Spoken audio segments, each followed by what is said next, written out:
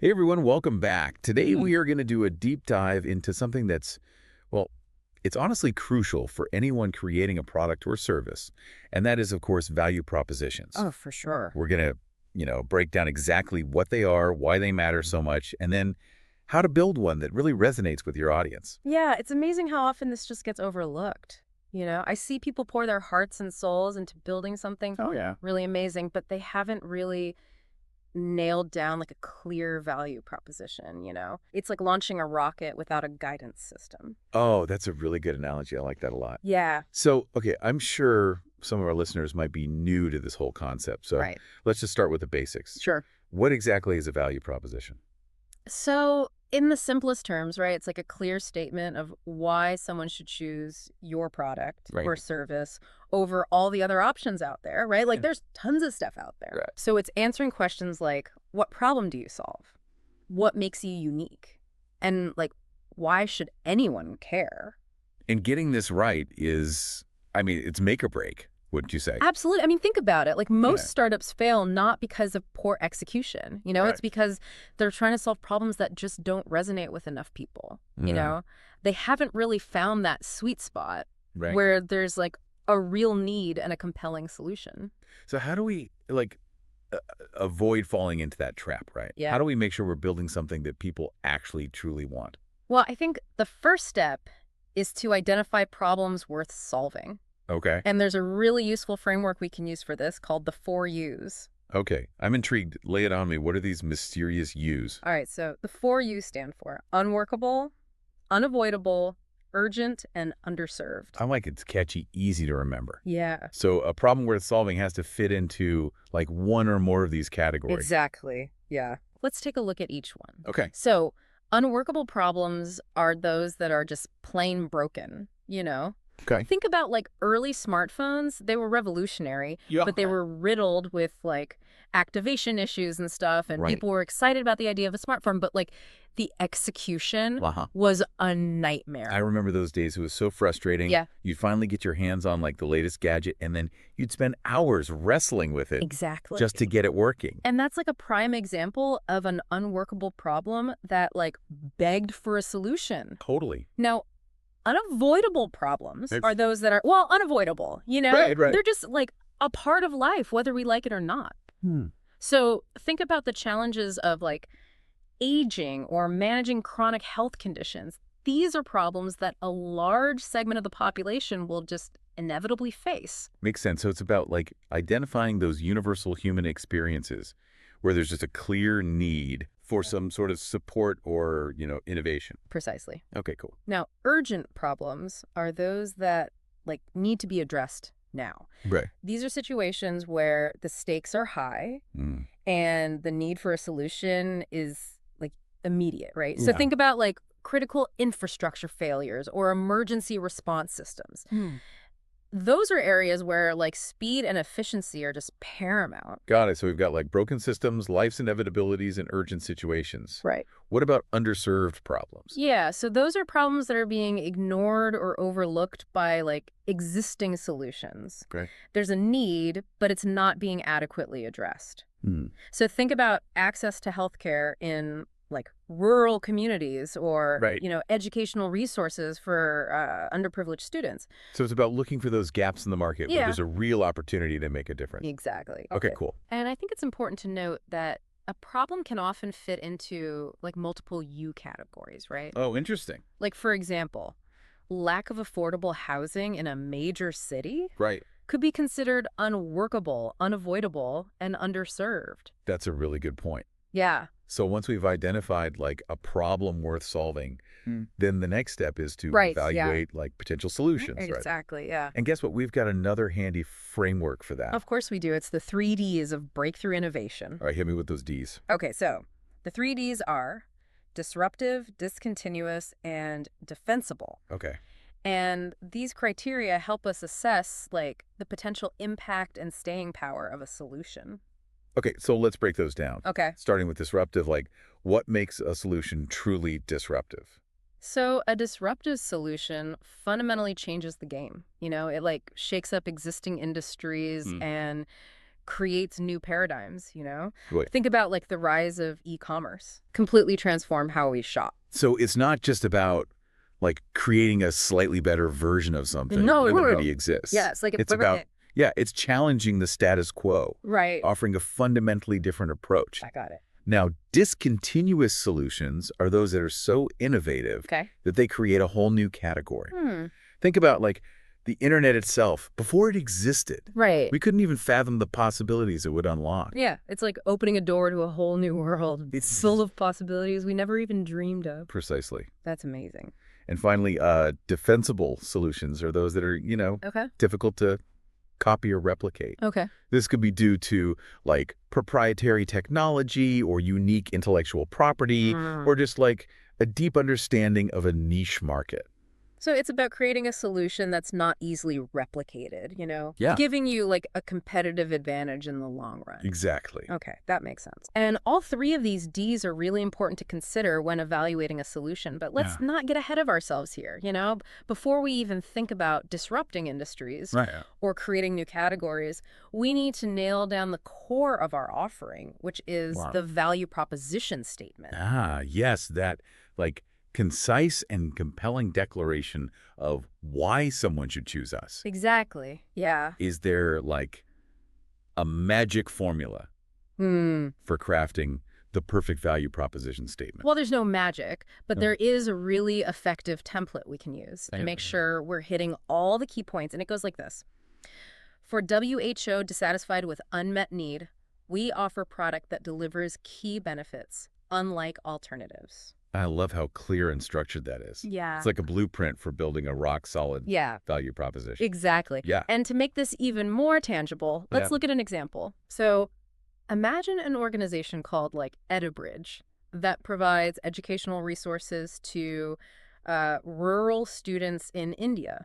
Okay. Their value proposition statement could be, for rural students in India struggling with limited access to quality education, Edibridge offers a blended learning platform that delivers personalized instruction and interactive content, unlike traditional one-size-fits-all approaches.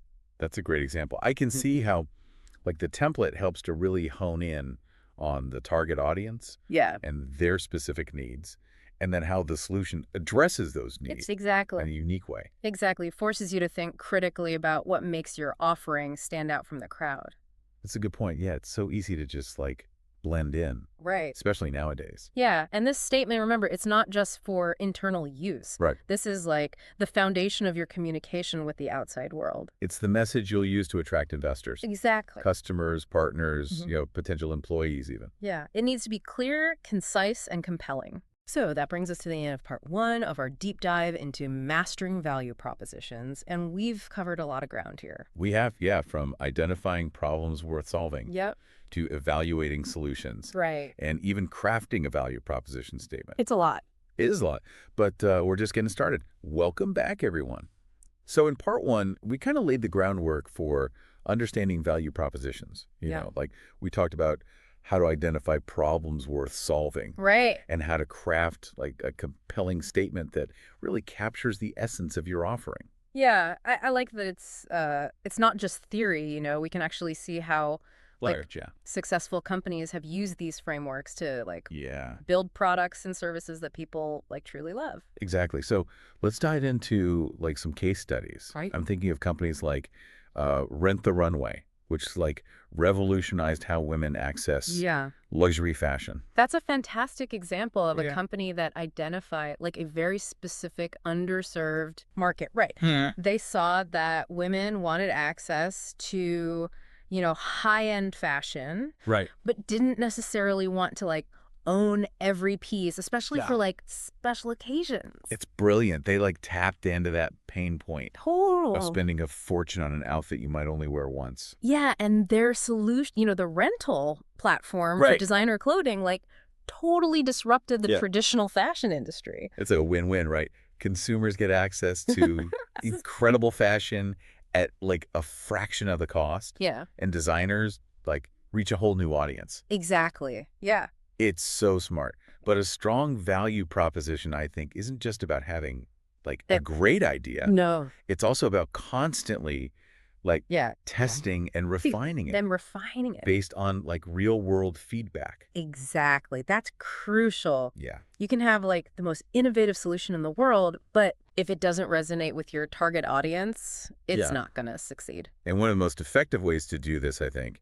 is to just like get out there and talk to potential customers. Yeah, talk to them. Ask them what they think of your offering, like what they like, what they don't like, what would make them, more likely to choose you. It's almost like conducting like mini focus groups throughout the development process. Right. You're gathering valuable insights that can help you like shape and refine your value proposition before you even launch. Yeah. And this feedback loop should be ongoing. Right. Your value proposition isn't something you like set in stone and forget about. It needs to evolve as your market changes. Right. As your customers' needs evolve. Right. And as you like learn more about what works and what doesn't. So it's not just about like getting it right initially. No. It's about like constantly iterating and adapting to stay like relevant and valuable. Exactly. Which kind of makes me think about like how the pandemic shifted so many needs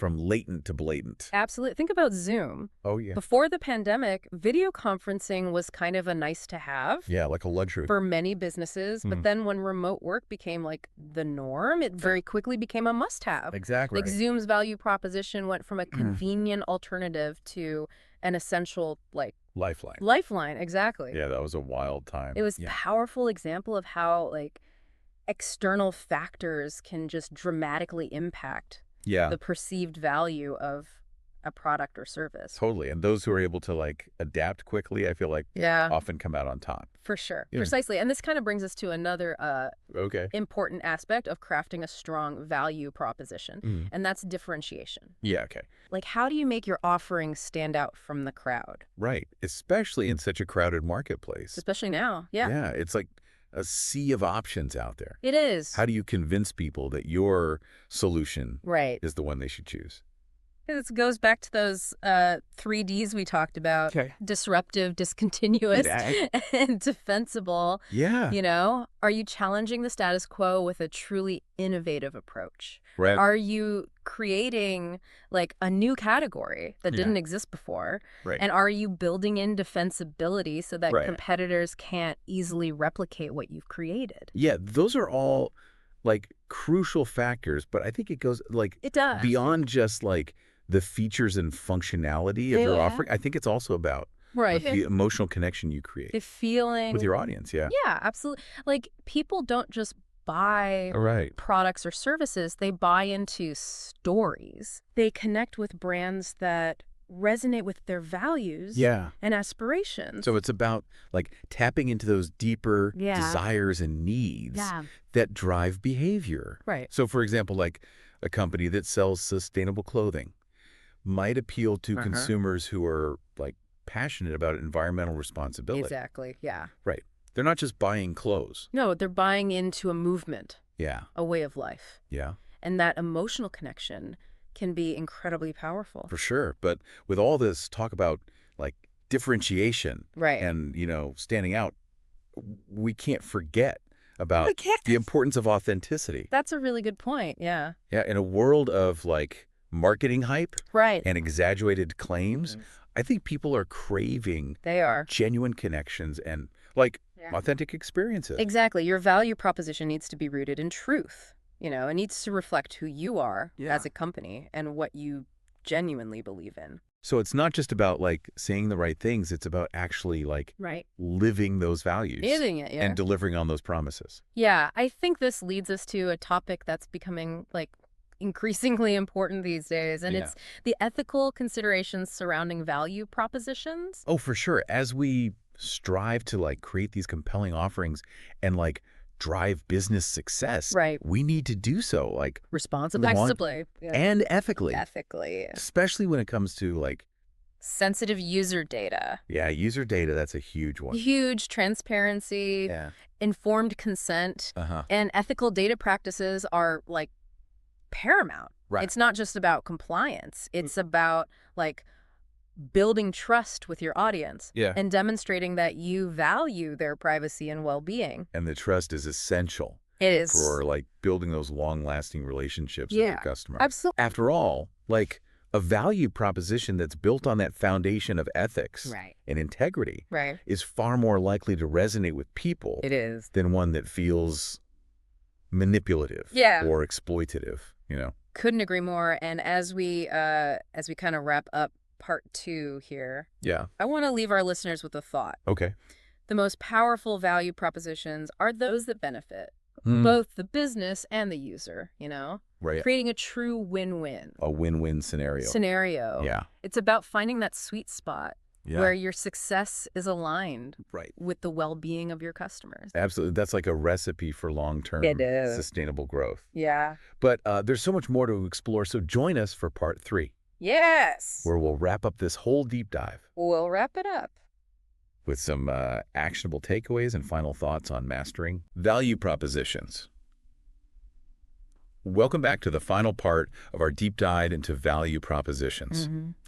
You know, we've covered a lot of ground here, from identifying those problems worth solving to building, you know, that compelling narrative that resonates with your audience. So now let's try to distill all this, into like actionable takeaways that you can actually use right away. Yeah, it's been quite a journey. And I think the beauty of it is that these principles can be applied to like really any product or service or even a personal brand. Totally. You know, it's all about understanding the value that you bring to the table and communicating that effectively. Absolutely. So as we wrap things up, let's revisit those like core frameworks we've been discussing. So first we have the, the 4 U's, right? 4 U's, for identifying problems worth solving.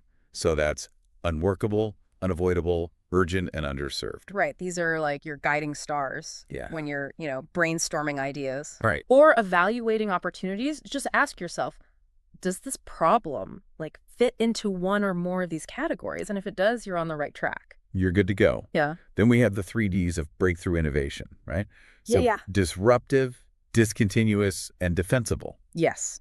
And these criteria really help you assess like the strength and potential of your solution. Yes. Are you truly like shaking things up? Yeah. Are you creating something like totally new and unique? Right. And are you building in like protection so that your competitors... Right. So they can't just steal your idea. Yeah. Can't easily copy what you've created. Right. Think of the 3 Ds as your competitive edge. Yeah. I like that. That's what sets you apart from the crowd and gives you staying power in the marketplace. And we can't forget about that before and after framework, right? Before and after. Yeah.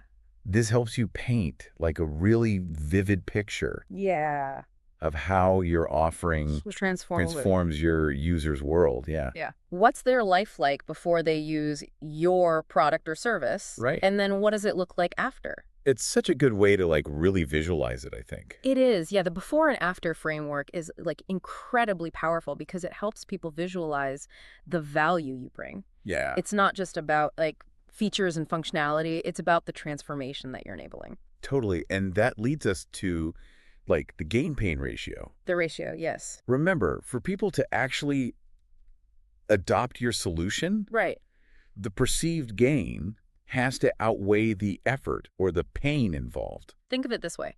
Are you making their lives like significantly easier or better? Yeah. Or more enjoyable? Right. And if so, they'll be much more likely to overcome like any initial resistance or hurdles. Yeah, it's got to be worth it to them to like make that switch. Exactly. When, as we discussed, it's crucial to identify your minimum viable segment. Right. That like core group of users with an urgent need that your solution like addresses head on. Yeah, addresses head on. It's about finding that sweet spot. Right. Where your offering can make the biggest impact. Yeah, don't try to be everything to everyone.